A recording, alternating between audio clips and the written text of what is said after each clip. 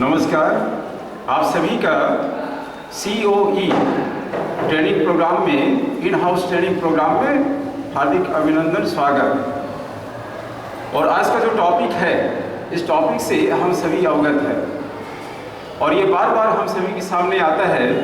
इसलिए आता है क्योंकि आने वाले समय में हम अपने स्कूलिंग शिक्षा, इस स्कूलिंग शिक्षा का जो नया मोड है, न्यू मोड है, इस मोड को किस प्रकार से हम समझें और समझने के बाद अपने विद्यालयों में, अपने स्कूलों में भैया बहनों के बीच में किस तरह से इसको इंट्रोड्यूस करें, इम्प्लीमेंट करें।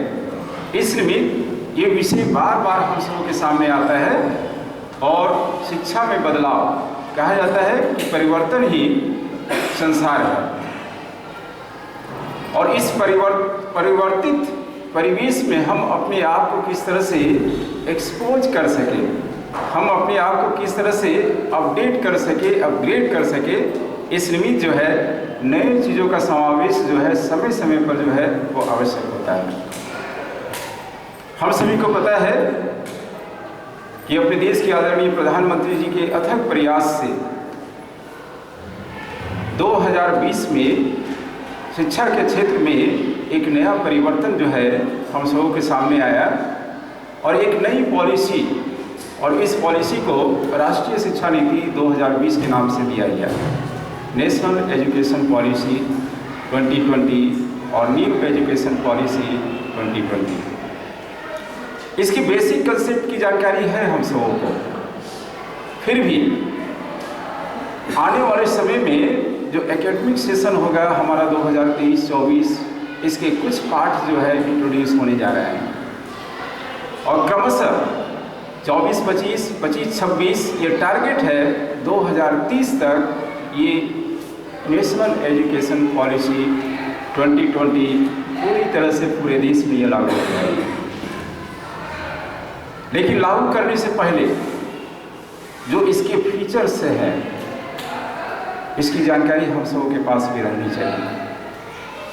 क्योंकि हम जिस वे को लेकर के चल रहे हैं, जिस ट्रेंड को लेकर के चल रहे हैं, जिस मेथड्स को लेकर के चल रहे हैं, इस मेथड्स को समय के अनुसार किस तरह से चेंज करना है, इसमें क्या क्या हम इंट्रोड्यूस करेंगे, क्या क्या डिलीट करेंगे, ये सारी चीज़ों के ऊपर जो है ये NEP 2020 जो है निर्धारित की गई। इसकी जो बेसिक कंसेप्ट है हम सबों को भी जानना चाहिए। इसी बेसिक कंसेप्ट को लेकर के कम समय में आप सभी के सामने ये मैं डिस्प्ले कर रहा हूँ, प्रेजेंट कर रहा हूँ। तो बिफोर स्टार्टिंग और before sharing my PPT, just you have to see one video.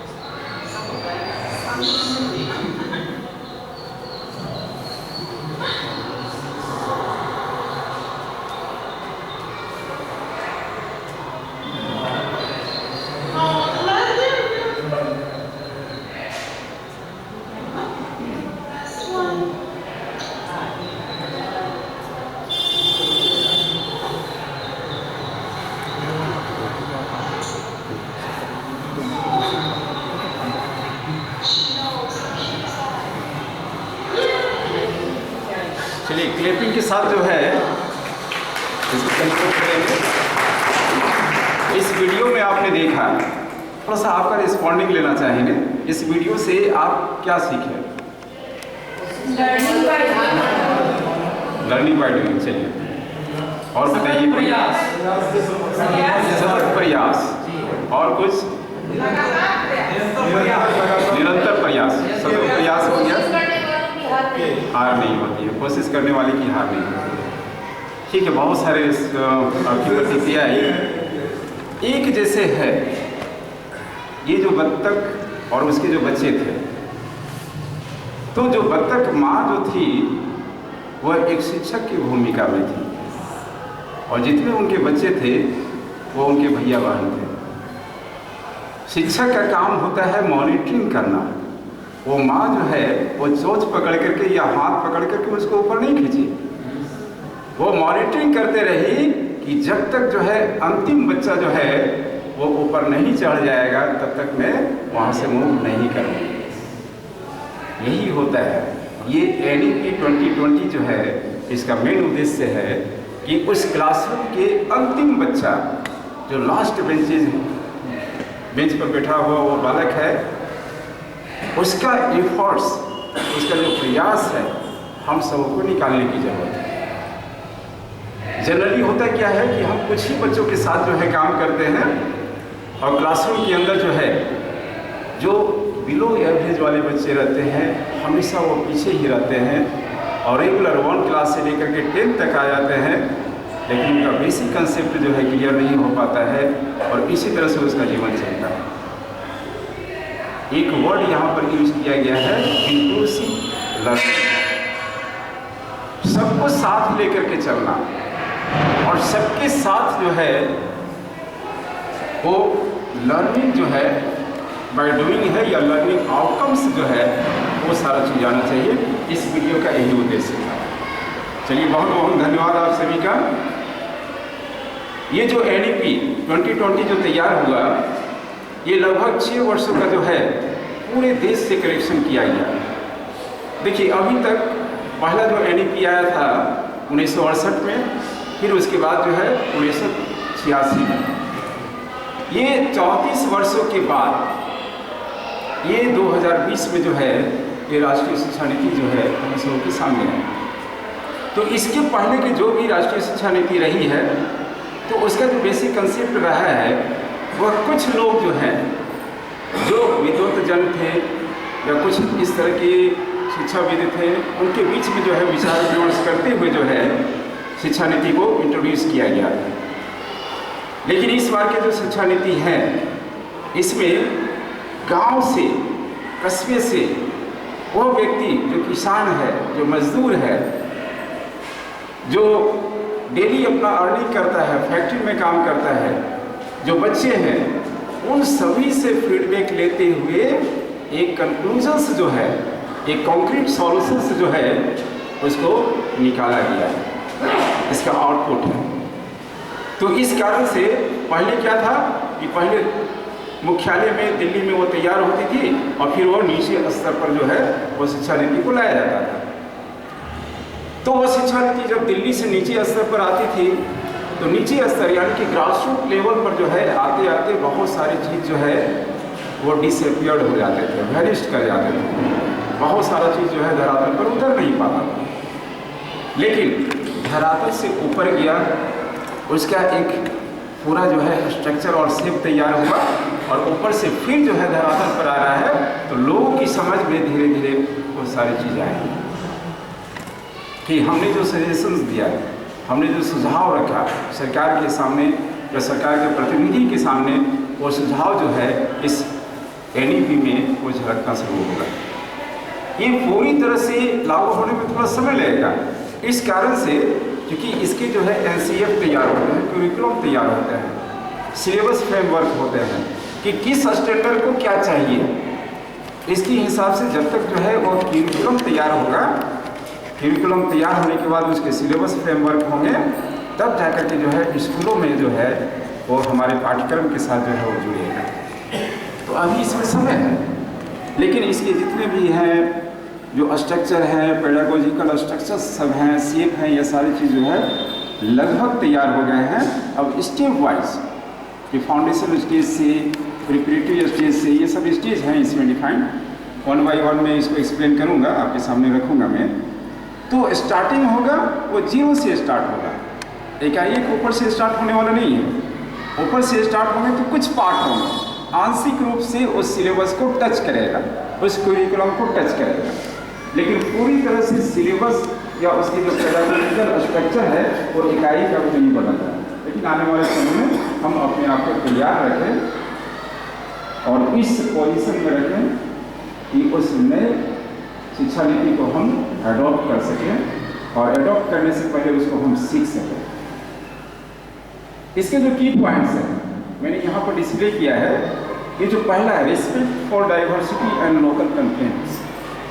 देखिए इसमें सबसे जो अच्छी बातें जो है नई शिक्षा नीति में रखा गया है कि आपका जो क्षेत्र है और उस क्षेत्र की विशेषताएं क्या है, वो विशेषताएं ऐतिहासिक भी हो सकती है, धार्मिक भी हो सकती है और कुछ जो है रिचुअल भी हो सकती है, उनकी भाषा के आधार पर भी हो सकती है। उनको इस नए एजुकेशन पॉलिसी में स्थान दिया गया है। और ये कोई जरूरी नहीं है कि आंध्र प्रदेश के बच्चे जो हैं वो अपने लोकल लैंग्वेज को छोड़ करके दूसरे लैंग्वेज को पढ़ने की जरूरत हो, या अपना जो उनका जो लोकल जो है, जो भी कस्टम्स हैं, जो भी सिस्टम है, उन सारी चीज़ों को एडॉप्ट करते हुए अपने लर्निंग एक्टिविटीज को बढ़ाएं, लर्निंग स्किल्स को बढ़ाएं। दूसरा है इक्विटी एंड इंक्लूजन। देखिए एक वर्ड आता है इक्विटी एंड इक्वलिटी। ये आपको जो है दोनों वर्ड्स आपको साइनोनिम्स लगेंगे, लेकिन एक बेसिक अंतर है। इक्विटी उसको कहा जाता है हम अवसर तो देते हैं लेकिन आवश्यकता के हिसाब से अवसर देते हैं, as per the needs of person, as per the needs of student. और इक्वलिटी है कि आप सभी को समान अवसर दे रहे हैं। तो सभी को समान अवसर देते हैं तो ठीक है, हम पढ़ाते हैं, क्लास में टीचिंग करते हैं, हमारा ऑन वे टीचिंग होता है, जो भी सिलेबस है, कंटेंट्स है, हम सारी चीज़ों को प्रोड्यूस करते हैं। लेकिन इसमें सभी बच्चे सब चीज़ को सीख पाते हैं क्या? नहीं सीख पाते हैं। तो उनका लर्निंग आउटकम्स कैसे निकालेंगे? तो अलग अलग पैरामीटर तय करते हैं। हमारा जो ए ग्रेड का बच्चा है उसके लिए अलग क्वेश्चन का फ्रेम होगा, बी ग्रेड है उसके लिए अलग क्वेश्चन का फ्रेम होगा, सी के लिए अलग क्वेश्चन का फ्रेम होगा। तो ये अलग अलग स्तर पर जब उसको अवसर दिया जाता है तो उसको इक्विटी कहा जाता है। और सार्वभौमिक शिक्षा ये शब्द जो है हमेशा आपको कहने में दिया जाता है, सबको लेकर के चलना। दूसरा है कम्युनिटी पार्टिसिपेशन। देखिए नई शिक्षा नीति में जो इसका मसौदा तैयार हुआ है उन्हीं के सहयोग से तैयार हुआ है। और ये जो कम्युनिटी है ये पूरा का पूरा सोसाइटी है। उस सोसाइटी में, इस सोसाइटी में हमारे बच्चे रहते हैं, उसके आसपास का एरिया है और उस एरिया में हर तरह के लोग हैं, डिफरेंट लेवल्स के लोग हैं। तो उनका पार्टिसिपेशन किस रूप में हो? आप देखेंगे कि आने वाले समय में जो बच्चों का जो असेसमेंट होगा उसका पैरामीटर केवल एक नहीं रहेगा, केवल टीचर्स नहीं करेंगे। उसका असेसमेंट जो है वो सोसाइटी भी करेगी, पेरेंट्स भी करेंगे और उसके क्लासमेट्स भी करेंगे कि बच्चा किस स्टैंडर्ड का है और अपने आप को किस पोजीशंस पर रखता है।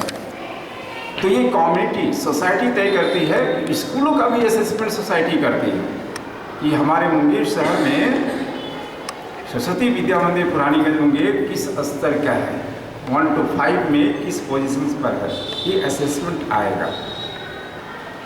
Use of technology. बदलते परिवेश में मैं बार बार आग्रह करता हूँ कि अपने एजुकेशन के पार्ट में आप टेक्नोलॉजी को समावेश करें, उसको इंट्रोड्यूस करें। हमने कोविड पीरियड में बहुत सारे पीपीटी तैयार किए, अपने जो मटेरियल्स थे सारे मटेरियल्स को हमने जो है व्हाट्सएप के माध्यम से या जो भी सोशल मीडिया का माध्यम था उस माध्यम से बच्चों तक हमने प्रेषित किया उसको। लेकिन उसमें और क्या क्या चीज़ें हो सकती है कि आज आने वाले समय में कहा जाता है कि आप लिटरेट हैं, केवल पुस्तकीय ज्ञान से नहीं। लिटरेट उसी को माना जाएगा जो टेक्नोलॉजी बेस्ड एजुकेशन देते हैं, यानी कि आपका भी जुड़ाव जो है टेक्नोलॉजी के साथ होगा, IT के साथ होगा, तभी जाकर के आप जो है और हम जो है वो एक लिटरेट पर्सन के रूप में आए। तो टेक्नोलॉजी बेस्ड और टेक्नोलॉजी का emphasizes conceptual understanding। कहा जाता है कि हम बच्चों को ज्ञान देते हैं, लेकिन अभी बच्चा क्लास 10 का है लेकिन उसका बेसिक कंसेप्ट नहीं है, बेसिक नॉलेज नहीं है, तो अपने जीवन में बहुत अच्छा नहीं कर सकता। तो उसकी बेसिक चीज़ों को लेकर के उसके ऊपर जोर देते हुए जो है उसको इम्प्रूव कराना, ये उसका बेसिक यूनिक कैपेबिलिटीज। कहा जाता है कि हर एक बालक के अंदर एक यूनिक कैपेबिलिटी है, इसका उपाय है कि बंद रहना। यदि वो पढ़ाई में अच्छा नहीं है तो दूसरी चीज में अच्छा होगा, उसके वजह उसका आर्ट अच्छा हो सकता है, उसका स्पोर्ट्स अच्छा हो सकता है, उसका सिंगिंग अच्छा हो सकता है। तो इस यूनिक कैपेबिलिटी को आइडेंटिफाई करना और उसको अवसर देना, अपॉर्चुनिटी देना। Critical thinking and creativity. अब देखिए क्रिटिकल थिंकिंग एंड क्रिएटिविटी, अब क्वेश्चन पेपर का भी मोड चेंज हो रहा है, रिसर्चल बेस्ड क्वेश्चंस आ रहे हैं। इसका उद्देश्य क्या है? ये कोई सिलेबस का पार्ट नहीं है, कोई सिलेबस के क्वेश्चंस नहीं रहेंगे, सिलेबस के क्वेश्चंस को कवर नहीं करेगा। क्या है कि उसी सिलेबस के आसपास की चीज़ों को लेकर के जो है उसके अंदर अंडरस्टैंडिंग, प्रॉब्लम सॉल्विंग, कुछ इनोवेटिव आइडियाज़ के साथ जो है उसका आंसरिंग कर सके। इस कारण से जो है रिसर्चल बेस्ड क्वेश्चंस जो है इंट्रोड्यूस किए जा रहे हैं और बच्चे के अंदर कुछ ना कुछ क्रिएटिविटी हो। देखिए कहा जाता है कि यदि उसको एक ही दिशा में लेकर के चलेंगे तो हो सकता है कि उस दिशा को ज़्यादा एडॉप्ट नहीं कर पाए, उसका मन और दिमाग कहीं दूसरी जगह पर लग रहा हो। तो यदि उसके अंदर कुछ नए करने का आइडिया हो तो उस आइडिया को वेलकम करना चाहिए, उनसे फीडबैक लेना चाहिए कि आप जो है आपके अंदर दूसरा स्किल्स क्या है। मैंने एक दिन चर्चा की थी इसी तरह बैठक में कि आप और हम सभी भी किसी न किसी स्किल से जो है परिपूर्ण है और इस स्किल का उपयोग जो है हम अपने बच्चों के अंदर क्यों नहीं करें, उसके अंदर जो है अपनी मेधा को वहाँ क्यों नहीं प्रेषित करें, क्यों नहीं ट्रांसफॉर्म करें। तो इससे क्या होगा कि एक क्लास में यदि 40 स्टूडेंट्स हैं तो 40 स्टूडेंट्स का कम से कम 4-5 ग्रुप बनाएंगे और उनकी चॉइस के आधार पर बनाएंगे और उस चॉइस में हमारे बीच जो एक्सपर्ट हैं उनको जो है उनकी मदद से जो है उसको इम्प्रूव कराने का प्रयास कीजिए। तो एक जो है एक नया क्रिएटिविटी, एक इनोवेटिव आइडियाज़ के साथ जो है बच्चे भी इंटरेस्टेड होकर के जो है अपने विषय को भी करेंगे और उसमें भी अपना जो है अपने आप को इम्प्रूव करेंगे। कंटिन्यूअस रिव्यू है।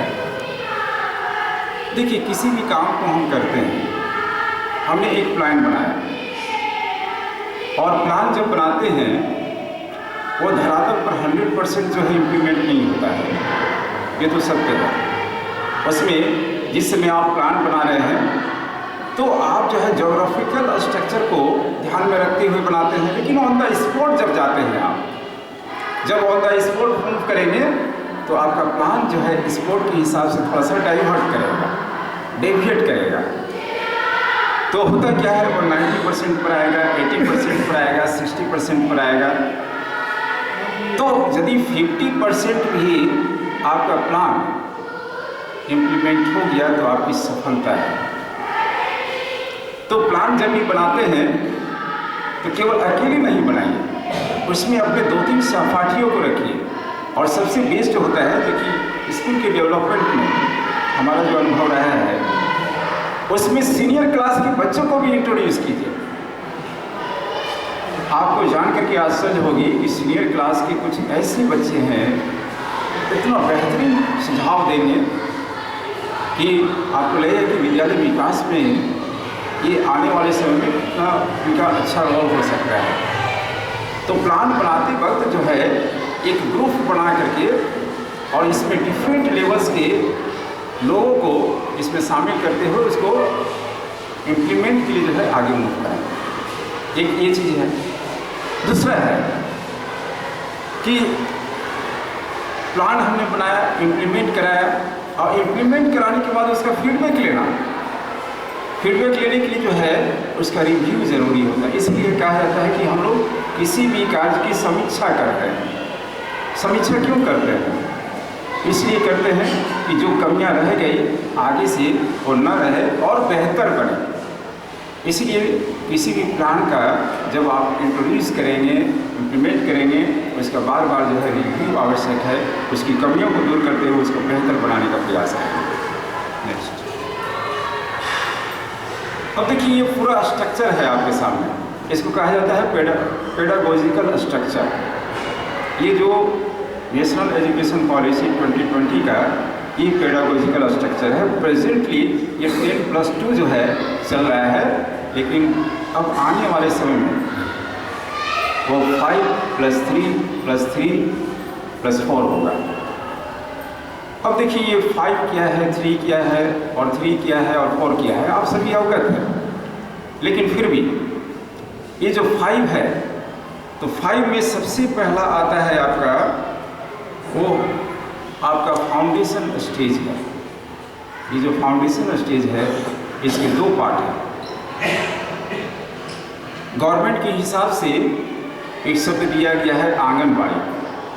तो आंगनबाड़ी क्या है कि वो स्कूलिंग एजुकेशन का पार्ट नहीं है। वो जिस मोहल्ले में बच्चे रहते हैं और जो एज लिमिटेशन है इसका, उस एज के अंदर है, तो उनको किसी एक खास जगह पर इकट्ठा करके जो बेसिक चीज़ें हैं उसको बताई जाती है। बेसिक में क्या है?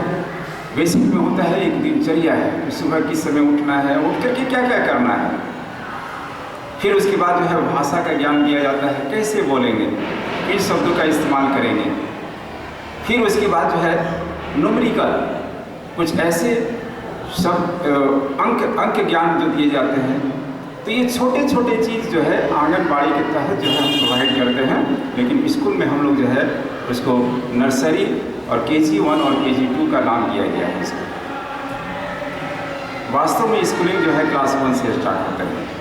ये बिफोर स्कूलिंग का है और इसको कहा जाता है कि फाउंडेशन स्टेज। फाउंडेशन स्टेज जो है इतना इफेक्टिव होता है कि आप उस अवस्था में जो चीज़ें देंगे बच्चे के अंदर जो है अंडरस्टैंडिंग लेवल काफ़ी हाई होता है, ये माना जाता है।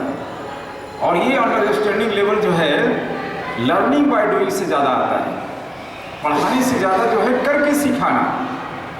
इसीलिए जो स्कूल है, स्कूलों में एक बहुत ही अच्छा कॉन्सेप्ट को लेकर के बढ़ा जा रहा है, वो है वस्ता विहीन शिक्षा, बैगलेस एजुकेशन। तो इस बैगलेस एजुकेशन में उसको घर का कुछ काम नहीं देना है कि होमवर्क है, होम असाइनमेंट है, ये चीज़ करके लाओ, वो चीज़ करके लाओ, नहीं। वो बच्चा स्कूल जो है विदाउट बैग आएगा, लंच और वाटर बोतल लेकर के आएगा। यदि फैसिलिटीज़ जो है स्कूल प्रोवाइड करती है तो फिर दूसरी चीज़ है, और स्कूल में ही ये सारी चीज़ जो है उनकी जो भी लर्निंग के थिंग्स है वो सारे का सारा चीज़ जो है स्कूल के अंदर ही रहेगा।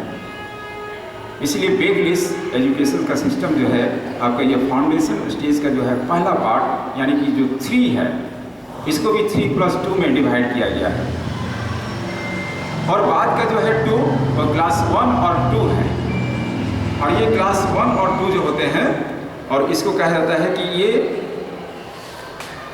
प्रिपरेटरी स्टेज है। और इसमें वो स्कूल आने के लिए वो सीखता है स्कूल हम कैसे जाएं।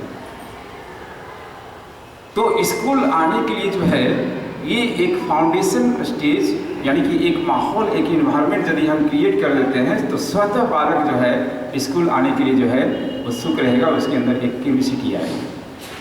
नहीं तो एक कार्टून आप में से कुछ लोग देखे होंगे कि एक बालक जो है बैग लेकर के बस स्टॉपेज पर खड़ा है और एक आदमी उससे पूछते हैं are you going to school?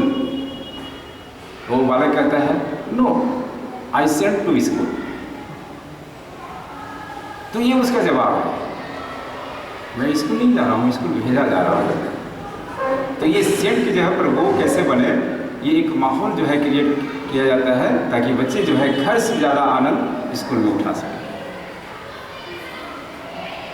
तो ये पेडागोजिकल स्ट्रक्चर आप सभी के ध्यान में आ गया।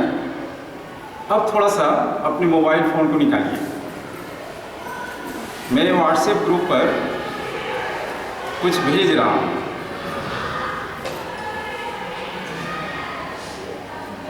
एसवीएम ग्रुप में भेजेंगे हम।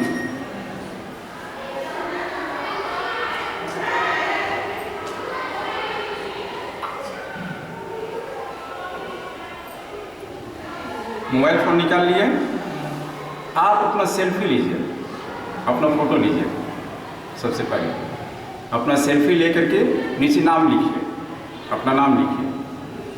अच्छा, मोबाइल खोल के मतलब एसवीएम ग्रुप खोल के सेल्फी लें? नहीं, अपना सेल्फी लीजिए और एसवीएम ग्रुप पर डालिए।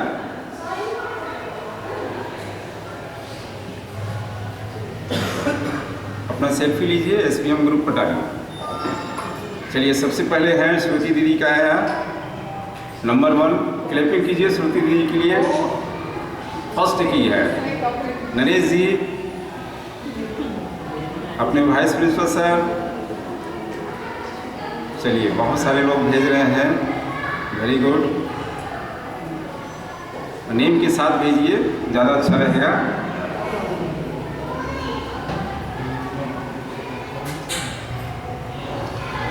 चलिए, मधु जी, खुशबू जी, प्रिय रंजन जी, जितेंद्र जी, शीला जी, गौतम जी, नवनीत जी।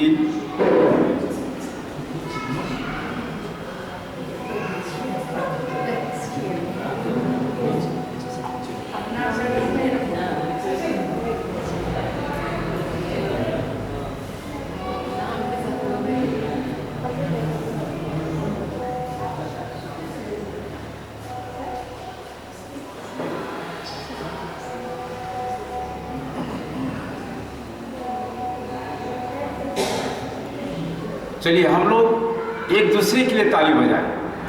आपने जो है ग्रुप में डाला है फोटो, हम लोग एक दूसरे की ताली बजाएं। बहुत बहुत धन्यवाद। ये अपने आप को रिकॉग्नाइज करने के लिए मैंने आपका फ़ोटो मंगाया है। अब जो आपका फ़ोटो आ गया, बाय नेम आ गया, तो अब कोई भी मैसेज आएगा तो आपको हम पहचान सकेंगे। बहुत बहुत धन्यवाद। चलिए,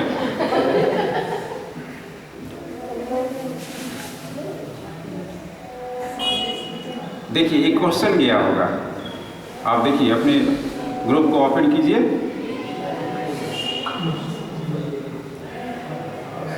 क्वेश्चन को पढ़िए और उसमें so many options are there.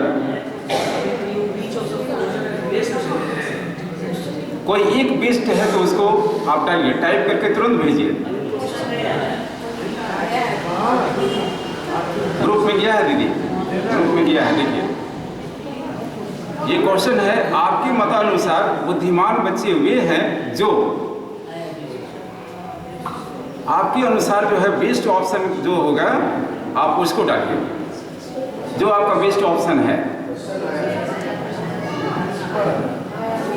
SVM group में है। एक ही ऑप्शन, आशीष जी कोई एक दीजिए, उसमें मेनी ऑप्शंस का है, कोई एक दीजिए। चलिए, आशीष जी का के हो गया, कुमार गौरव जी का के, खुशबू जी का सी है,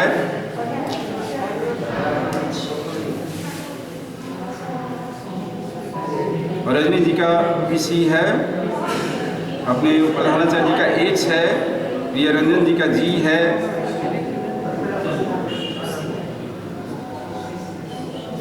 कृति दीदी का डी है,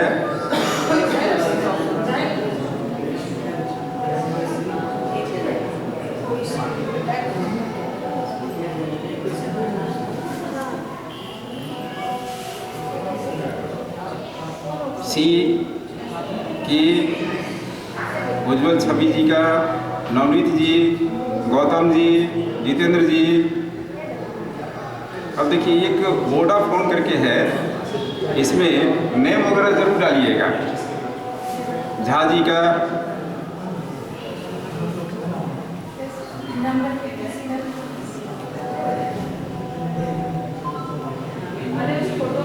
ओके। फॉरवर्ड करके एक बार पुनः आप सभी को बहुत बहुत धन्यवाद। आप अपने जो है रिस्पॉन्डिंग जो है अपने व्हाट्सएप ग्रुप के माध्यम से यहाँ डाला। सारे ऑप्शन जो है सही है, लेकिन आप अपनी नज़र से, अपने दृष्टि से जो आपको उचित लगा आपने उस ऑप्शन को डाला। यही नज़रिया होता है। एक सब्जेक्ट को पढ़ाने वाले बहुत सारे आचार्य और दीदी जी होते हैं, लेकिन जब उस क्लासरूम में अपने सब्जेक्ट को डिलीवर करने के लिए जाते हैं तो उनका वे जो है बदल जाता है, उनका तरीका बदल जाता है, और वही बालक जो है अलग अलग तरीके से जो है वो उसको रिसीव करता है। तो उसके अंदर का जो परसेप्शंस पावर है वो अलग अलग लेवल पर अलग अलग होता है। एक ही कंटेंट्स को कई एक तरह से वो पढ़ेगा। इसीलिए देखते होंगे केवल एनसीईआरटी बुक्स पर डिपेंड नहीं रहता है, बहुत सारे रेफरेंस बुक्स का सपोर्ट लेता है वो, और इसलिए लेता है कि उसकी भाषा अलग होती है, उसका समझाने का तरीका अलग होता है। चलिए बहुत बहुत धन्यवाद। तो ये जो पेडागोजिकल स्ट्रक्चर है आप सभी को जो है समझ में आ रही होगी। नेक्स्ट स्लाइड है आपका shift to competency based teaching, learning and assessment. अब देखिए ये जो मेथड्स ऑफ टीचिंग है जिसको कि पेडागोजी कहा जाता है, अब उसका वे बदल रहा है। और वे क्या है कि अब केवल जो है हम ट्रेडिशनल वे से नहीं चले, और ट्रेडिशनल वे को ठीक है, ट्रेडिशनल वे को हम एडॉप्ट करते हुए कुछ नए चीज़ों का समावेश कैसे कर सकते हैं। आज का जो दौर है, इस दौर में हम अपने बच्चों को डिफरेंट कॉम्पिटिशन्स के बारे में या डिफरेंट चैलेंजेस के बारे में नहीं अवगत कराएंगे तो वही बालक जो है आफ्टर 12, आफ्टर ग्रेजुएशन जो है वो फेलियर कर जाता है। इसीलिए बेसिक कंसेप्ट जो है आप देखते होंगे कि बहुत सारे ऐसे NGO हैं जो कॉम्पिटेंसी बेस्ड एजुकेशंस वो प्राइमरी क्लासेस से स्टार्ट कर देते हैं, इवन कि 4, 5 से क्लास 6 से ये सारी चीज़ों को इंट्रोड्यूस कर देते हैं, अपने सिलेबस के साथ अवगत कराते हैं। अभी जितने भी कॉम्पिटिटिव एग्जामिनेशंस हो रहे हैं उसमें आपका 40% एग्ज़ाम जो है वो CBT है, कंप्यूटर बेस्ड टेस्ट है। तो ये जो CBT है आपका, इससे क्या हम अपने बच्चों को अवगत कराते हैं क्या, उसका तरीका बताते हैं क्या कि विद इन टाइम पीरियड्स आप इतने सारे क्वेश्चंस को कैसे सॉल्व कर सकते हैं। उसमें कंडीशंस होता है कि नेगेटिव मार्किंग भी है। आप यदि कुछ ज़्यादा गलत करेंगे तो जो भी आपका स्कोरिंग है वो स्कोरिंग जो है वो पीछे चला आएगा, नेगेटिव मार्किंग्स में आ जाएगा। तो इस हेतु बच्चों को तैयार करने के लिए यहाँ पर जो पैरामीटर्स दिए गए हैं, promoting critical and creative thinking aligned to the 21st century in classroom। इसकी चर्चा हमने किया है कि क्रिटिकल थिंकिंग और क्रिएटिव थिंकिंग कितना इम्पोर्टेंस है। Shifting traditional assessment to competency based assessment. ये जो असेसमेंट का भी जो तरीका है, ये असेसमेंट आने वाले समय में आपको जानकर के आश्चर्य होगी कि NEP का ये बुक पढ़िएगा, एक बहुत ही शॉर्ट फॉर्म में ये बुक्स जो है हाल फिलहाल में पटना से मिला है मुझको, ऐसे भी नेट पर है उपलब्ध, कि असेसमेंट जो है वो टीचर्स का भी होगा, और ये असेसमेंट करने वाले जो हैं आपकी क्लास के वो बच्चे होंगे, स्टूडेंट्स होंगे। आप जिस सब्जेक्ट का टीचिंग आप क्लास में देते हैं, करते हैं, उसका फीडबैक जो है आपके बारे में आपका बालक देगा। तो उसकी अलग अलग पैरामीटर होंगे, वे ऑफ टीचिंग क्या है, गेसेस एंड प्रोसेस क्या है, जो पढ़ाते हैं हम तक कहाँ तक सीखते हैं, अलग अलग उसके पॉइंट्स होंगे। उस पॉइंट्स के आधार पर बच्चे जो है अपना फीडबैक देंगे, और उसके आधार पर जो स्कूल के जो टीचर्स हैं उसका कैटेगराइजेशन सब होगा। कि कौन ए श्रेणी में है, कौन बी श्रेणी में है, कौन सी श्रेणी में है और कौन डी श्रेणी में है। तो ये असेसमेंट का जो तरीका है, क्या हम अपने बच्चों को भी करते हैं या उसको सिखाते हैं, करने के लिए प्रेरित करते हैं। Track student progress comprehensively and frequently. देखिए, ये जो ट्रैकिंग सिस्टम होता है, आप सभी जानते हो कि बच्चों को हम कैटेगराइज जब करते हैं, वो मेथड्स ट्रैकिंग सिस्टम से ही आता है। आइडेंटिफाई करते हैं, रिकॉग्नाइज करते हैं कि हमारा बच्चा जो है किस पोजीशन में है, किस कैटेगरी में है, तो उसको ट्रैकिंग करना। Design tools and resources to acquire learning outcomes. इसके लिए तो टीचर्स को मेहनत करना पड़ेगा। यदि आपको लर्निंग आउटकम्स लेना है तो उसके लिए 3 चीज़ें होती हैं। पहला होता है कि आपको जो मटेरियल्स मिले, कंटेंट्स मिले, उस कंटेंट्स को लेकर के जो तीसरा स्टेप, बीच का स्टेप मैं बता रहा हूँ, तीसरा स्टेप यानी कि जो आउटकम्स आएगा आपका, यदि आपका प्रोसेसिंग बढ़िया रहेगा तभी आपका आउटकम्स अच्छा रहेगा।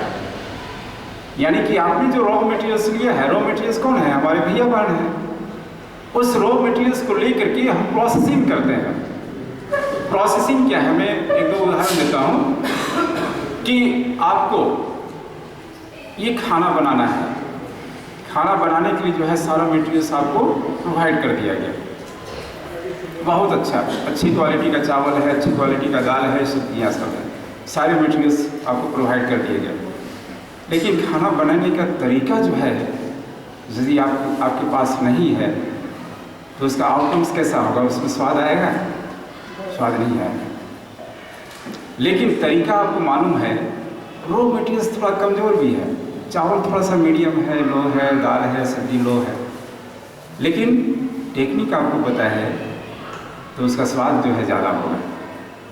यही प्रोसेसिंग है। प्रोसेसिंग जो होता है, आप रिकॉग्नाइज कीजिए स्टूडेंट्स को। आपके पास 40 मिनट्स का समय है, 35 मिनट्स का समय है। इस 40 मिनट्स के समय का यूटिलाइजेशन हम किस प्रकार करते हैं? क्लासरूम में गए, हम सीधे जो है टीचिंग स्टार्ट करते हैं क्या? नहीं, ऐसा कभी नहीं करना चाहिए। क्योंकि फर्स्ट पीरियड जो साइंस की पढ़ाई हो रही है, आप मैथ्स पढ़ाने के लिए जा रहे हैं, वो बच्चा 40 मिनट्स जो है साइंस के इन्वायरमेंट में है, उस इन्वायरमेंट से आपको निकालना होगा। तो इसको निकालने के लिए क्या है? इसको कहा जाता है कि आप अनौपचारिक बातचीत करें। अनौपचारिक बातचीत क्या है? इन्वायरमेंट क्रिएट करने के लिए। आपका जो है लेसन प्लान में भी है ये सारा चीज़। अनौपचारिक बातचीत करना, हाल चाल लेना, कोई बच्चा यदि एब्सेंट किया है और प्रेजेंट है उसके बारे में पूछना। तो ये 2 से 3 मिनट, 2 से 3 मिनट इस तरह से करेंगे, या आप फीडबैक लेंगे प्रीवियस जो टीचिंग का है, उससे आप फीडबैक लेते हुए आप अपने पॉइंट्स पर आए, तो आपका 2 से 3 मिनट में एक इन्वायरमेंट क्रिएट हुआ। पढ़ाना बहुत कम रहता है, 15 से 20 मिनट पढ़ाना रहता है, बहुत ज़्यादा नहीं। पढ़ने के लिए उसको सिखाना।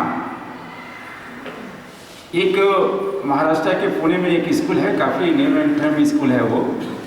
उस स्कूल की विशेषता क्या है? वहाँ पढ़ाई नहीं होती है, लेकिन हजारों की संख्या में जो है स्टूडेंट्स या अभिभावक जो है एडमिशन के लिए कतार में रहते हैं।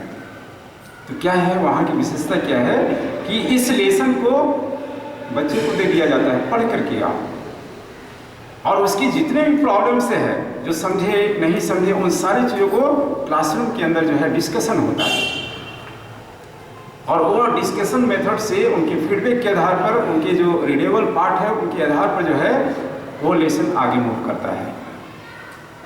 तो ये चीज़ जो है बच्चे के अंदर जो है एक नया क्रिएशंस आ गया, क्रिएटिविटी आ गया, और जिसके आधार पर अपने आप को प्रमोट कर रहे हैं। कुछ ऐसी चीज़ों को भी हम कर सकते हैं क्या क्लास में?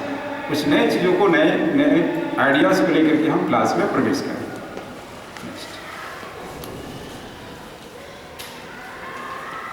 सैलेंट features of stages in school. इसमें आपका अलग अलग जो है, जैसे फाउंडेशनल स्टेज में आपको क्या क्या करना चाहिए, हमें क्या क्या करना चाहिए। प्ले और एक्टिविटी बेस्ड लर्निंग है, सबसे बेस्ट मेथड होता है एक्टिविटी बेस्ड लर्निंग। हम लोग साइंस में करते हैं ज़्यादा कि लर्निंग बाय डूइंग। किसी भी चीज़ को थियोरेटिकल हम समझाते ही हैं, लेकिन यदि एक छोटा टूल भी हमारे पास है, उस टूल की सहायता से यदि उस विषय को रखा जाए तो वास्तव में वो चीज़ें जो है उसकी through out the life run करेगा। जब तक है उन सारी चीज़ों को सीखते हुए जो है अपने जीवन तक लाएगा उसको। Pedagogy of early childhood care and education, जिसको ECCE शॉर्ट फॉर्म में कहा गया है कि ECCE जो है एक बड़ा टॉपिक है आपका। इसके अंतर्गत जो है बहुत सारे पैरामीटर्स हैं, बहुत सारे टूल्स हैं, इसको लेकर के जो है काम करना। Focus on good behaviour, courtesy, ethics, personal and public hygiene and cleanness. देखिए छोटे बच्चे को क्या सिखाते हैं हम? पढ़ाई लिखाई तो कम ही सिखाते हैं ना। एक व्यवस्थित दिनचर्या जो है किस प्रकार से अपने आप को एडॉप्ट कर सके, वो उन सारी चीज़ों को देते हैं। कैसे रहना, कैसे साफ सफाई का ध्यान देना, कैसे जो है कौन सा फूड जो है हेल्दी है, कौन जो है नॉन हाइजेनिक है, इन सारी चीज़ों के ऊपर जो है उनको फोकस कराते हैं। Focus on team work and cooperation. देखिए टीम वर्क एंड कोऑपरेशन, छोटे बच्चे जो है आपस में लड़ाई भी करेंगे, 1 मिनट के बाद जो है आपस में मिलकर के आइसक्रीम भी खाएंगे। तो छोटे बच्चे में बहुत ज़्यादा जो है डिफरेंसेस नहीं होता है, लेकिन ये दो चीज़ें जो है कोऑपरेशन और एक टीम वर्क, हम उसको कैसे सिखा सकते हैं? आपस में खेलो, 2 या 3 या 5 का समूह बना करके जो है इस तरह से खेल सकता है। और सहायता किस प्रकार से कर सकता है, एक दूसरे को हेल्प कैसे कर सकता है, ये हेल्पिंग एटीट्यूड्स जो है यदि वो बचपन से उसके अंदर आ गया तो आगे भी करेगा वो। तो हेल्पिंग एटीट्यूड्स में 2-3 चीज़ें आती हैं। एक, हम अपने कॉपी की मदद से, अपनी किताब की मदद से दूसरे को सहायता पहुंचा सकते हैं क्या? हमारे पास कुछ कपड़े अननेसेसरी पड़े हुए, देखिए कुछ स्कूल करते हैं, खास करके जो है 6 ऑनवर्ड्स के जो है बच्चे सब करते हैं। हमारे घर में बहुत सारे, अभी आनंद राम में देखिएगा बाहर एक साइन बोर्ड लगा हुआ है, और वहाँ पर उसी स्कूल के बच्चे, भैया और बहन जो है, जो घर में एक्स्ट्रा ड्रेस है उसके पास, जो यूज नहीं करते हैं, उनको लाते हैं, स्कूल में जमा करते हैं, और स्कूल प्रबंधन जो है उसके लिए जो है एक कॉर्नर बनाए हुए है, और उस कॉर्नर पर जो है लिखा हुआ रहता है आवश्यकता के अनुसार यहाँ से वस्तु प्राप्त कर सकते हैं। बाहर के भी लोग आते हैं और वहाँ से लेकर के जाते हैं। तो एक ये हुआ कि समाज को, सोसाइटी को या दूसरे लोगों को कैसे हम सहायता दे सकते हैं। ये प्रश्न उसके अंदर जो है इमोशनल अटैचमेंट स्कूल से और समाज से होना चाहिए। इस सारी चीज़ों के ऊपर जो है शुरू से प्रयास करना चाहिए। प्रिपरेटरी स्टेज है, gradual transition from pre based learning to more formal classroom learning. Pre based से, जैसे कि मैंने शुरू में कहा कि खेल खेल में हम सिखाएंगे, लेकिन खेल खेल में स्कूल का भी आनंद आए, स्कूल की ओर आकर्षित हो, इस हेतु जो है क्लासरूम की तरफ जो है उसको मूव कराना। ये आपका जो है प्रिपरेटरी स्टेज में इन सारे चीज़ों के ऊपर रहता है। प्रिपरेटरी स्टेज में 2 चीज़ों पर जो है NEP जो है फोकस कर रही है। एक है लैंग्वेज के ऊपर, और दूसरा है कि उसको कुछ काउंटिंग आ जाए, कुछ गिनना सीख ले वो। ये 2 चीज़ों के ऊपर तो एक जो फोकस कर रहा है, ये कोई आवश्यक नहीं है कि आप इंग्लिश पढ़ाएं, दूसरे लैंग्वेज को पढ़ाएं, ये कोई आवश्यक नहीं है। बच्चा जिस लैंग्वेज में सीख ले, जिस लैंग्वेज में अपने नॉलेज को अपलिफ्ट कर ले, अपग्रेड कर ले, उस नॉलेज, उस लैंग्वेज को इंट्रोड्यूस कीजिए। इसीलिए NEP जो है रीजनल लैंग्वेज के ऊपर ज़्यादा फोकस कर रही है। यहाँ की भाषा अंगिका है, तो अंगिका में हम कुछ सिखा सकते हैं, मगही में सिखा सकते हैं, भोजपुरी में सिखा सकते हैं, जिस भाषा जो उसके लिए सुगम होता है। कहा जाता है कि दूसरी भाषा को सीखने में जितनी एनर्जी लगती है, उससे कम एनर्जी में वह अपनी भाषा में किसी बात को सीख सकता है। इसलिए बहुत ऐसे डेवलप्ड कंट्री हैं, जापान हो, जर्मनी हो, फ्रांस हो, अपने रीजनल लैंग्वेज या नेशनल लैंग्वेज को ही प्रायोरिटी देता है किसी भी स्टूडेंट को आगे बढ़ाने में। ठीक है, इंग्लिश हमारा लिंक लैंग्वेज है, इंटरनेशनल लैंग्वेज है, उसको भी हम सीखेंगे, क्योंकि वो बाहर जाएगा तो अपने संवाद को, अपने कम्युनिकेशंस को जो है वो बरकरार रख सके, इसलिए वो जरूरी है। मिडिल स्टेज, देखिए मिडिल स्टेज जो है एनईपी में बहुत ही इम्पोर्टेंट स्टेज के रूप में जो है इंट्रोड्यूस होने जा रहा है। ये क्लास 6, 7, 8 है।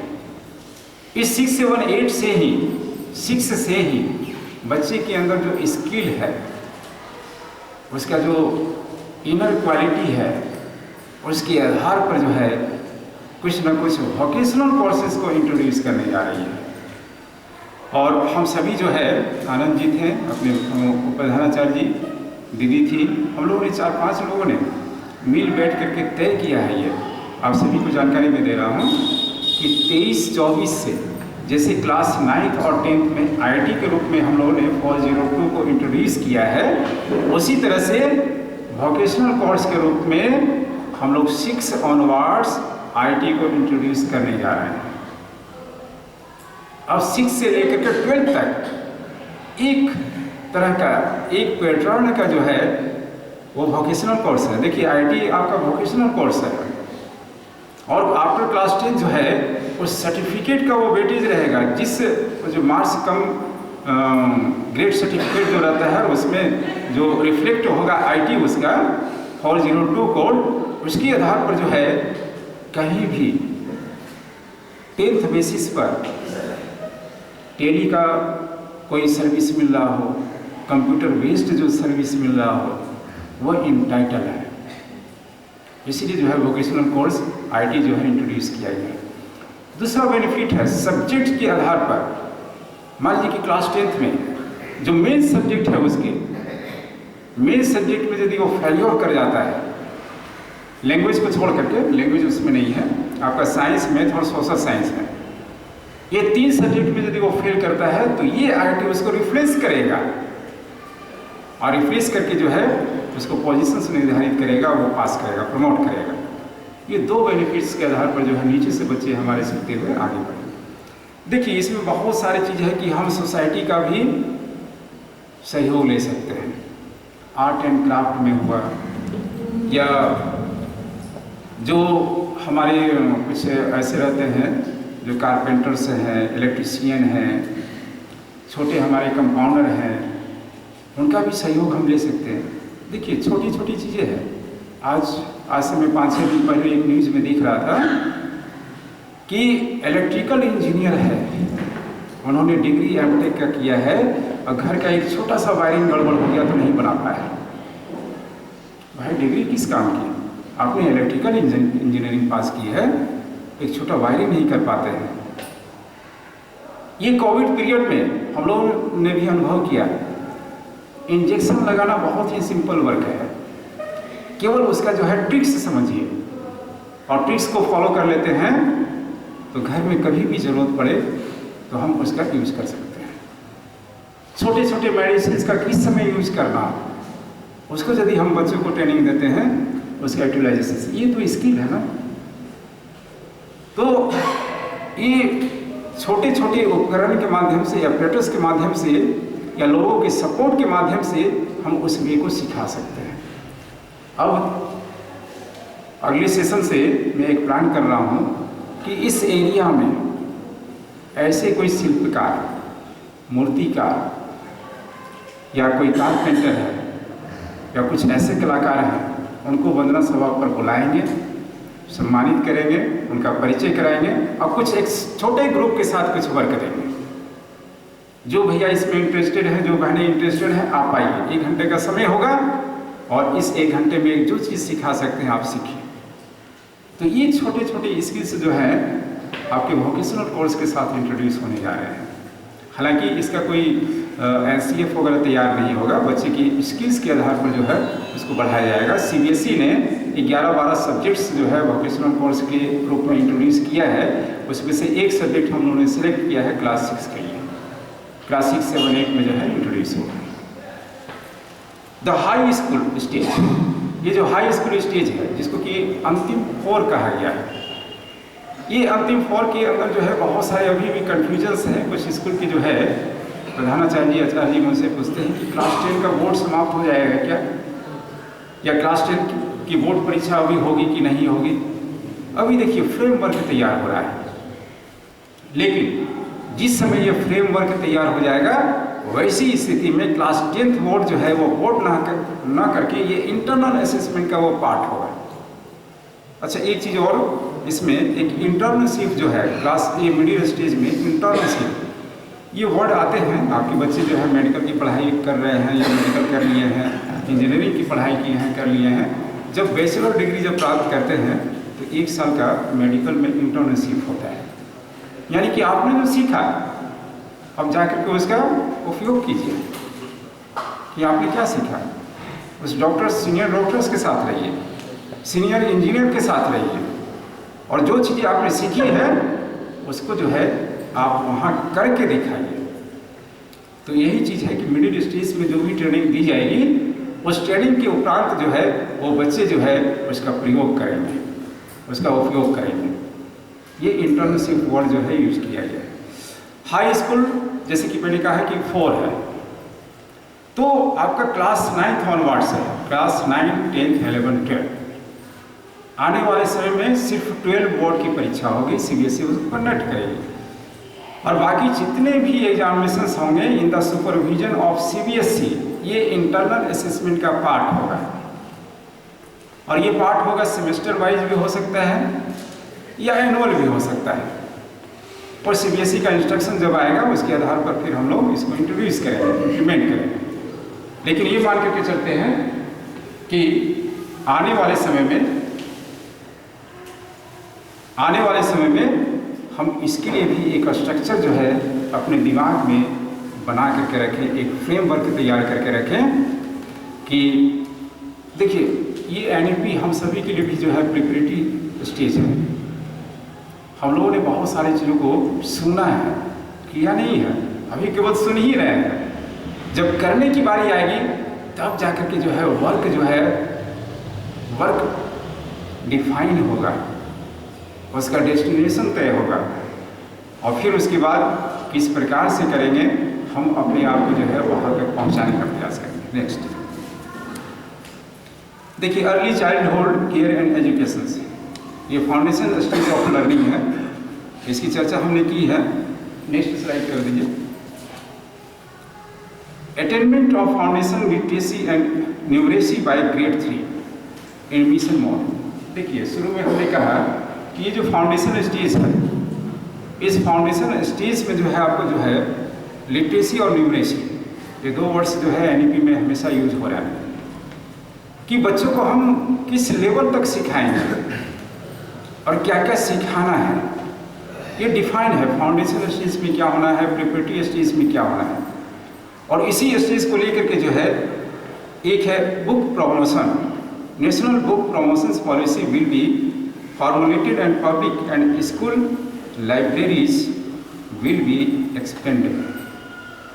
यानी कि अब जो है स्कूल, चित्रा दीदी जी का विषय आ गया कि लाइब्रेरी छोटा पड़ रहा है, वास्तव में आने वाले समय में इसको बड़ा करने की ज़रूरत पड़ेगी, क्योंकि जो भी चीज़ें हम देंगे उसके लिए संसाधन जो है पहले आपको उपलब्ध कराना होगा।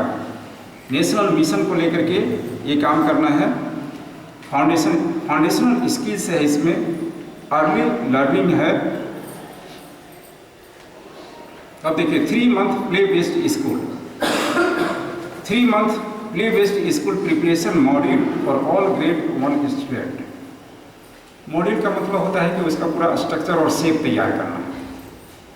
तो आप जो है क्वार्टरली, जैसे हम लोग जो है on the level of principal last year हमने जो है 30 घंटे का जो है वो ट्रेनिंग किया था, और लगातार 5 दिनों तक ये ट्रेनिंग चला था। और लास्ट में हम लोग को टास्क दिया गया था कि आप अपने स्कूल का प्लान, एनुअल पेडागोजिकल प्लान बना करके जो है हमें भेजें। तो हम लोगों ने सहयोग लेकर के, अदर स्कूल से सहयोग लेकर के करीब जो है 10-12 पेज का जो है एक मॉड्यूल तैयार किया था, और उस मॉड्यूल को बना करके पूरे वर्ष भर क्या क्या करने वाले हैं, किस समय ट्रेनिंग करेंगे, किस समय पढ़ाएंगे, किस समय एक्टिविटी कराएंगे, सारा चीज़ हमने दिया था। तो जो फाउंडेशन स्टेज का है, प्रिपरेटरी स्टेज का है, या किसी भी स्टेज का है, उसके लिए जो है एक मॉडल तैयार होगा और उस मॉडल को हम जो है अपने क्लासरूम में लेकर के आएंगे। नेशनल रिस्पॉन्सिबिलिटी, ये रिस्पोसाइटरी है। देखिए, high quality teaching and learning resources on Diksha. देखिए, बहुत सारे ऐसे पोर्टल हैं, एजुकेशनल पोर्टल हैं, जिस पर जो है वो काम भी चल रहा है। उसमें से एक दीक्षा पोर्टल है, हम सभी जानते होंगे उसको। निष्ठा भी है, दीक्षा भी है। तो ये सब क्या करते हैं कि बहुत सारे मटेरियल्स को अपने पोर्टल पर डाले हुए रहते हैं। तो कभी कभार उनके द्वारा ट्रेनिंग भी दी जाती है और उनके द्वारा जो कंटेंट्स है उस कंटेंट्स को भी हमें देखना चाहिए। लाइब्रेरीज की चर्चा हो गई। Next, curtailing drop out rates and ensuring universal access to education at all level. देखिए, एक वर्ड जो है आपका जो है ड्रॉप आउट रेट्स, एक वर्ड आ रहा है।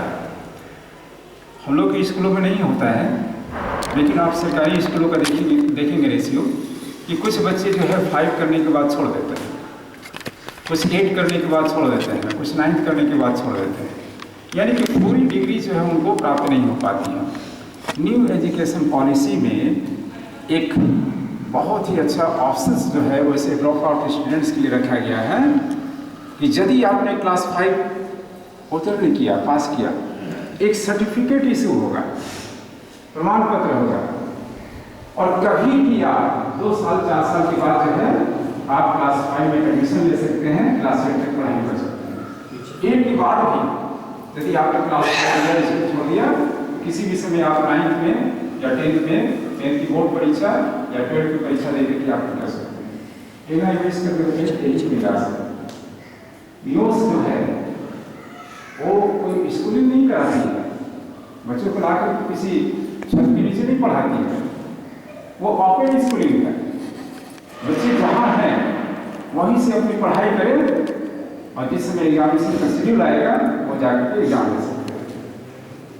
एक और विशेषता जो है आपका हायर एजुकेशन के साथ जुड़ा है वो है सब्जेक्ट का ऑप्शंस। ये ऑप्शंस जो है इसको फ्रीडम किया है। आने वाले समय में ये इंट्रोड्यूस होगा कि आप फिजिक्स के साथ जो है हिस्ट्री भी पढ़ सकते हैं, मैथमेटिक्स के साथ ज्योग्राफी रख सकते हैं। ये खुला ऑप्शन है, लेकिन इस ऑप्शन के साथ साथ जो है इसका आउटकम्स क्या होगा या इसका जो है टारगेट ये है कि कहाँ पर इसको फोकस किया जाएगा, ये पूरा का पूरा फ्रेमवर्क जब हम लोगों के सामने आएगा तब हम लोग समझ पाएंगे। लेकिन ये ऑप्शन जो है बनाकर रखा है ये एनईपी में कि सब्जेक्ट का कोई फाउंडेशन नहीं होगा, इसका कोई बाउंड्री वाल नहीं होगा, ये कोई कंपलसरी नहीं होगा, ये मैंडेटरी नहीं होगा कि आपको पीसीएम पढ़ना ही है, पीसीएम पढ़ना ही है। ये बच्चे की इच्छा होगी कि किस सब्जेक्ट का वो सिलेक्शन करते हैं और उसके आधार पर वो आगे बढ़ते हैं। तो ड्रॉप आउट स्टूडेंट्स के लिए जो है ये सारे ऑप्शंस बना करके जो है न्यू एजुकेशन पॉलिसी बनाया है। हाइलाइट्स ऑफ पेडागोजिकल स्ट्रक्चर है, ये सारी चीज़ जो है आपके सामने यहाँ पर जो है डिस्प्ले हो रहा है। Competency based integration of subject, एक नया वर्ड आ रहा है इंटीग्रेशन ऑफ सब्जेक्ट्स। अब केवल जो है जैसे कि मैं कहूँगा कि मैं सिर्फ बायोलॉजी का ही जो है एक्सपर्ट हूँ, ऐसा नहीं। मुझको केमिस्ट्री भी आना चाहिए, मुझको हिंदी भी आना चाहिए, मुझको इंग्लिश भी आना चाहिए। पूरा नहीं आना चाहिए लेकिन कुछ पार्ट आना चाहिए ताकि हम एक सब्जेक्ट को दूसरे सब्जेक्ट के साथ जोड़ सके, इंटीग्रेट कर सके। इसीलिए अब जो सब्जेक्ट का जो या प्रोजेक्ट का जो है एक वर्ड यूज हो रहा है मल्टीडिसिप्लिनरी एस्पेक्ट्स या अप्रोच या इंटरडिसिप्लिनरी अप्रोच। बहु विषय को लेकर के, मैनी सब्जेक्ट्स को लेकर के जो है आगे बढ़ना, एक सब्जेक्ट को दूसरे सब्जेक्ट के साथ जोड़ना, ये सारे वर्ड्स जो है यूज हो रहे हैं और इसको आने वाले समय में इसको फोकस भी किया जाएगा। समय को देखते हुए एक और जो है आपके व्हाट्सएप ग्रुप पर मैं भेज रहा हूँ, जल्दी से आप इसका रिस्पॉन्डिंग दे दीजिएगा।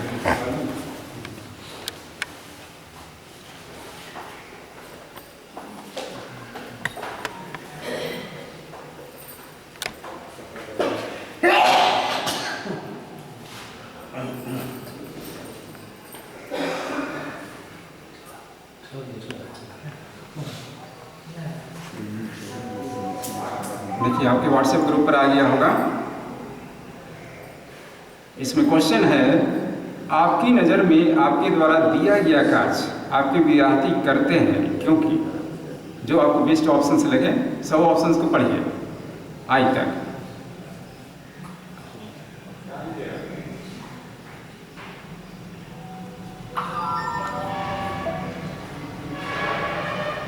चलिए कुमार गौरव जी के लिए करतल ध्वनि करें। सबसे पहला जवाब आया है कुमार गौरव जी का। अच्छा ठीक है, चलिए आप लोग डालते जाइए। सेकंड में उज्ज्वल छवि जी हैं, प्रिय रंजन जी हैं, डॉक्टर काशीनाथ मिश्रा जी हैं, जीवन जी हैं, कृति दीदी हैं, नवनीत जी, खुशबू जी, गौतम जी, नरेश पाहुजा जी, रंजन जी, कमलेश जी, अरुणा जी, आशीष जी, जयंत गुप्ता जी, मनीष जी, ललित कुमार सिन्हा जी। चलिए बहुत बहुत धन्यवाद आपके रिस्पॉन्डिंग का। और इस क्वेश्चंस को मैंने आपके समक्ष रख दिया है। आप सारे ऑप्शंस जो है आपको लगेगा कि सही है, लेकिन आपकी नज़र में जो सही है आपने इसको यहाँ पर डाला है। बहुत बहुत धन्यवाद आपसे भी का।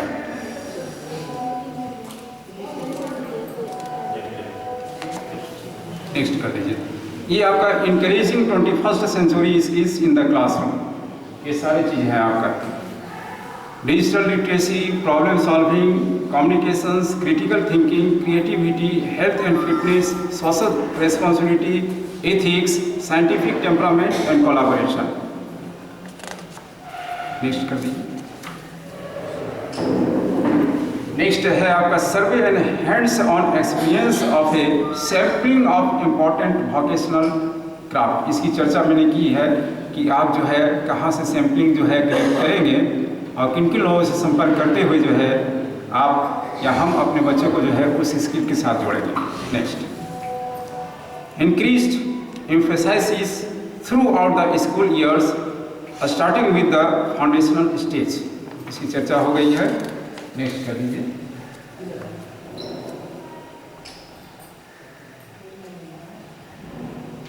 आगे बढ़िए और आगे बढ़ते जाइए। ये सब है हेल्थ एजुकेशन से जुड़ी हुई चीज़ें हैं।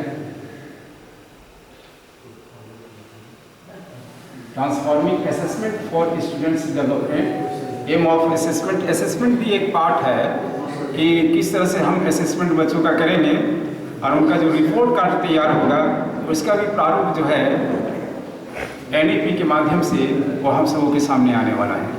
Assessment and new report card. Next करते जाइए। Redesigning report cards to assess holistic development of each child. Holistic मतलब जो है सर्वांगीण विकास, सार्वभौमिक विकास, ओवरऑल डेवलपमेंट उसका किस प्रकार से हो, 300 डिग्री को लेकर के जो है हम काम करें।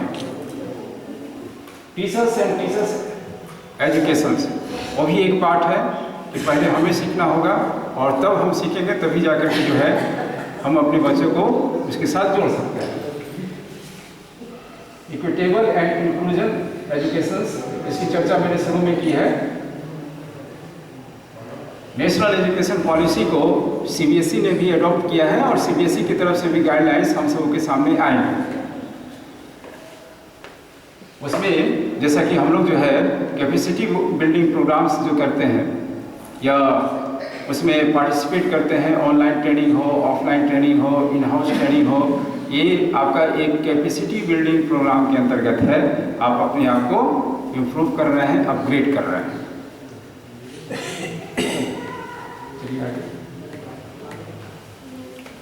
तो इस तरह से एक कम समय में बहुत सारे स्लाइड्स के बारे में मैं एक्सप्लेन नहीं कर पाया, क्योंकि समय की एक बाध्यता होती है और इसी समय के अंदर जो है मुझको कंक्लूड भी करना था।